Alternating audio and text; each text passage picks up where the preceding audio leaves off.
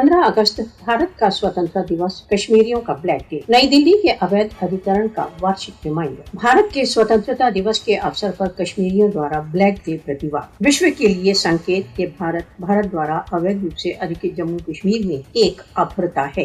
भारत का स्वतंत्रता दिवस मनाने का कोई अधिकार नहीं। भारत को पहले कश्मीरियों को उनका स्वयं निर्णय का अधिकार देना चाहिए, जिसका राष्ट्र संघ द्वारा उन्हें वचन दिया गया था। नैतिकता का नितांत अभाव। भारत अपना स्वतंत्रता दिवस मना रहा है, जबकि कश्मीरियों को उनके प्रजातांत्रिक अधिकारों से इनकार कर रहा है। एक लज्जा का विषय। भारत अपनी स्वतंत्रता का आनंद ले रहा है, परंतु इसी स्वतंत्रता की खोज पर कश्मीरियों की हत्या कर रहा है। लगभग 3 दशकों की अवधि में 96,461 कश्मीरियों की निर्दयतापूर्ण हत्या की गई तथा तब भी बिना किसी पश्चाताप के वह अपना स्वाधीनता दिवस मना रहा है।